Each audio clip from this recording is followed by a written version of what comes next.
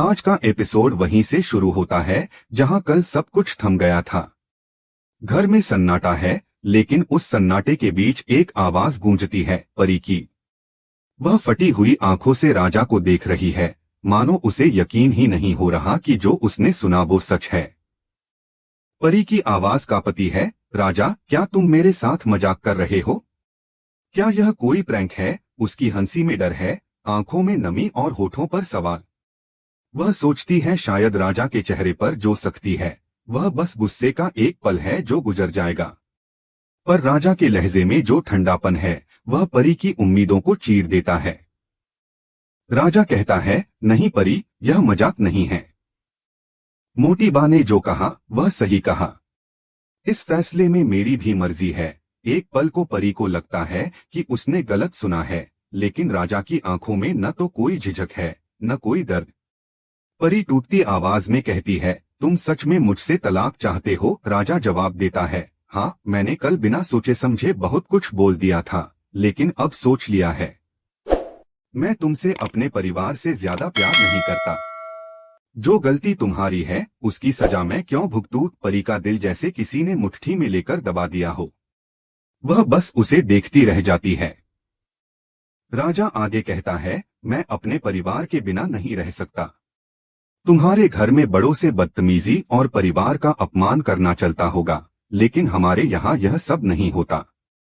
जो लड़की मेरे परिवार की इज्जत नहीं कर सकती, मैं उसके साथ नहीं रह सकता। यह सुनकर अनुपमा खुद को रोक नहीं पाती। वह परी के पास जाकर उसे संभालती है और गुस्से से राजा और मोटी बा की तरफ मुड़ती है। आप लोग यह क्या कर रहे हैं? शादी के दिन तलाक की बात कर रहे हैं, मोटी बा अपने ठंडे लहजे में कहती हैं। हम बात शुरू नहीं, खत्म कर रहे हैं। अनुपमा की आंखों में आग है। आप रिश्ता खत्म कर रहे हैं। उस दिन जो हुआ उसके लिए हम 100 बार माफी मांग चुके हैं और जिंदगी भर मांग लेंगे, लेकिन क्या हमारी गलती इतनी बड़ी है कि बात तलाक तक पहुंच जाए? वह मोटी बा की ओर देखकर बोलती है, आप तो हमेशा से तलाक के खिलाफ रही हैं। जब आपकी बेटी का पति उसे पीटता था तब भी आपने कहा था कि हमारे खानदान में तलाक नहीं होता। तो अब परी की गलती इतनी बड़ी कैसे हो गई? क्या उसने किसी को मारा, किसी को धोखा दिया, किसी पर झूठा केस किया? अनुपमा की आवाज में तड़प है। आपने गौतम की गलतियां माफ कर दी, लेकिन परी की नहीं कर सकती। क्या इसलिए क्योंकि परी ने आपके ईगो को ठेस पहुंचाई है? मोटी बा की आंखों में गुस्सा है। परी ने बहू होने का फर्ज नहीं निभाया, अनुपमा पलटकर कहती है। और गौतम ने दामाद होने का फर्ज निभाया क्या? आपने भी बड़े होने का फर्ज नहीं निभाया। आपको बच्चों के रिश्ते बचाने चाहिए, तोड़ने नहीं। अनुपमा की बातों का असर असर नहीं होता। मीता बीच में बोल पड़ती है, मुझे भी ऐसी बदतमीज बहू नहीं चाहिए। अनुपमा हैरान होकर उसकी तरफ देखती है। मीता, तुम भी? उसी समय राही आगे बढ़ती है। वह राजा से कहती है, यह गलत है राजा, तुम ऐसा मत करो। मैंने तुम्हें देखा है, तुम परी के बिना नहीं रह सकते। यह फैसला तुम्हारा हो ही नहीं सकता। पराग अचानक जोर से बोल उठता है, बस राही, राजा कोई बच्चा नहीं है। उसका खुद का दिमाग है, वह अपना भला बुरा खुद सोच सकता है। राही उसकी बात सुनकर स्तब्ध रह जाती है। पराग कहता है, हम कोठारी हैं, हमारी शान और रुतबा है। यह लड़की क्या है जिसके लिए राजा अपने परिवार को छोड़ दे? यहाँ का ऐशो आराम छोड़कर वह मिडिल क्लास जिंदगी जिएगा। परी की आंखों से अब आंसू बह रहे हैं। राजा नीचे नजरें झुकाकर खड़ा है, जैसे उसे खुद पर शर्म नहीं बल्कि राहत महसूस हो रही हो कि उसने अपने परिवार को खुश कर दिया। तभी अनुपमा आगे बढ़ती है, तलाक के कागज उठाती है और उन्हें फाड़कर हवा में उछाल देती है। उसकी आवाज गूंजती है, अब बहुत हो गया। हमने आपसे माफी मांगी, बार बार मांगी, लेकिन आपने हद कर दी है। यह पहला ऐसा तलाक होगा जो इसलिए हो रहा है क्योंकि एक दादी अपना अहंकार नहीं संभाल पाई। पूरा घर सन्नाटे में डूब जाता है। राजा सिर झुकाकर खड़ा है। परी अब भी उसे देख रही है। वो आदमी जो कभी उसके सपनों का राजकुमार था, अब एक अजनबी बन चुका है।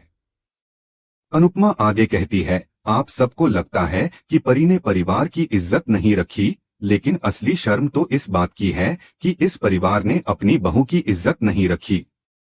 मोटी बा कुछ नहीं कहती। उनके चेहरे पर वही ठंडा, पथरीला भाव है जो किसी पत्थर की मूर्ति में होता है। पराग, मीता और बाकी सब नजरें फेर लेते हैं। तभी राजा धीरे से कहता है, मुझे माफ करना परी, लेकिन मैं अब कुछ नहीं कर सकता। परी कहती है, तुम कर सकते थे राजा, अगर तुम चाहते तो सब ठीक हो जाता। लेकिन तुमने अपने प्यार पर नहीं, अपने परिवार पर भरोसा किया।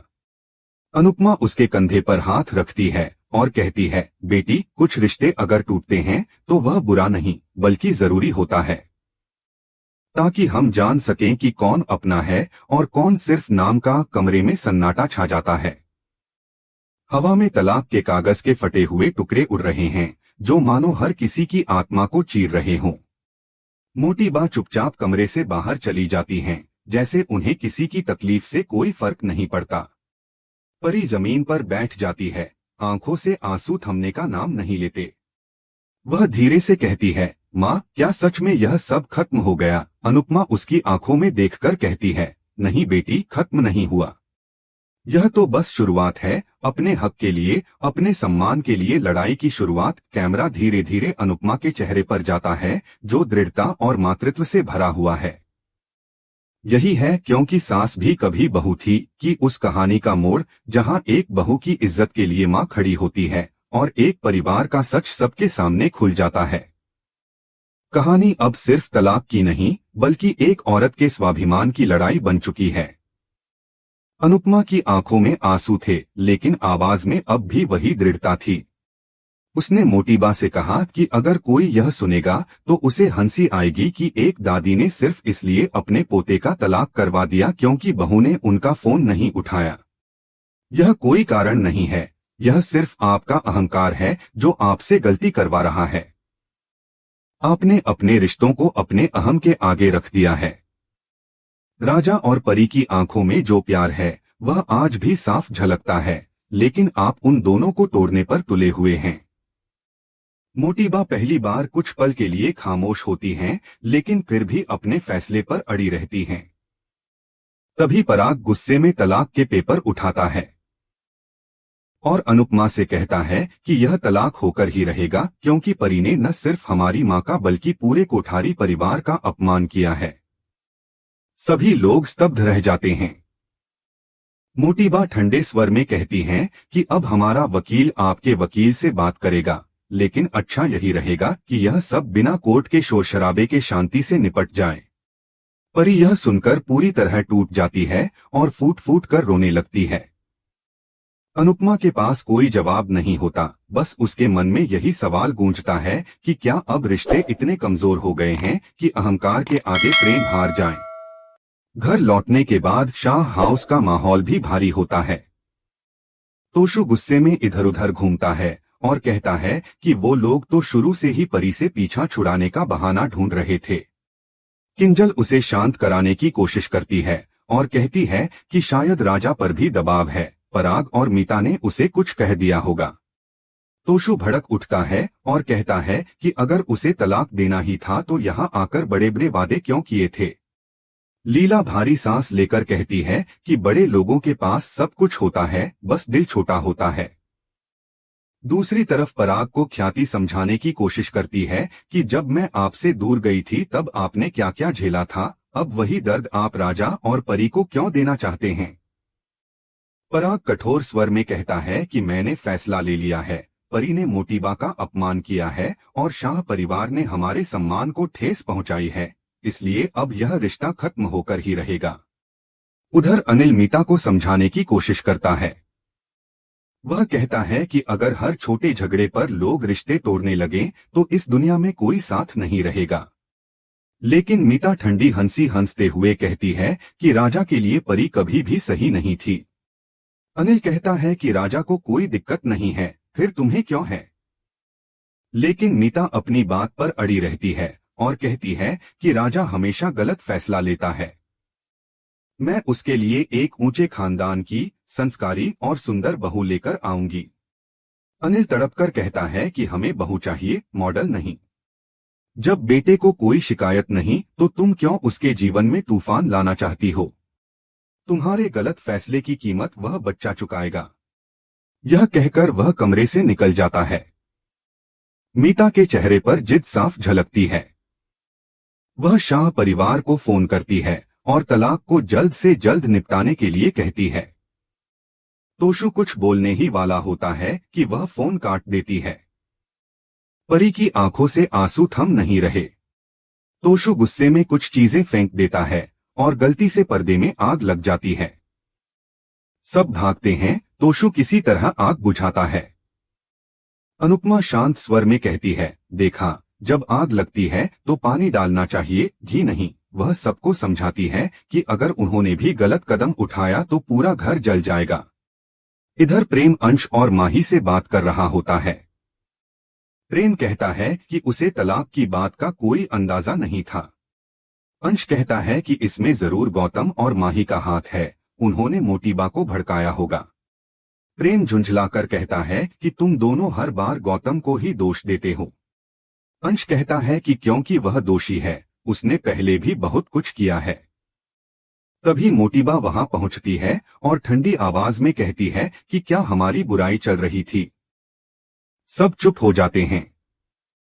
राही आगे बढ़ती है और कहती है कि यह तलाक राजा का फैसला नहीं हो सकता, उसे जरूर डराया गया है या ब्लैकमेल किया गया है। मोटीबा की आंखों में गुस्सा चमकता है पर वह कुछ नहीं कहती। दूसरी तरफ शाह हाउस में तोशु रोते हुए कहता है कि अब मैं चुप नहीं रहूंगा। वह गुस्से में कहता है कि मैं उन्हें दिखाऊंगा कि अपनी बेटी को इंसाफ दिलाने के लिए यह मिडिल क्लास बाप क्या कर सकता है। परी अपने कमरे में अकेली बैठी यह सोच रही होती है कि आखिर क्यों सबको दूसरा मौका मिलता है, लेकिन उसे नहीं। वह कहती है कि मैंने गलती की, माफी भी मांगी, फिर भी मुझे माफ क्यों नहीं किया गया। अनुपमा उसकी बात सुनकर खुद को रोक नहीं पाती। उधर मोटीबा अपने कमरे में राही को देख कहती हैं कि हमने यह सब अपने परिवार के लिए किया है। परी इस घर की बहू बनने लायक नहीं है। राही सवाल करती है कि क्या गौतम जैसा व्यक्ति दामाद बनने लायक था?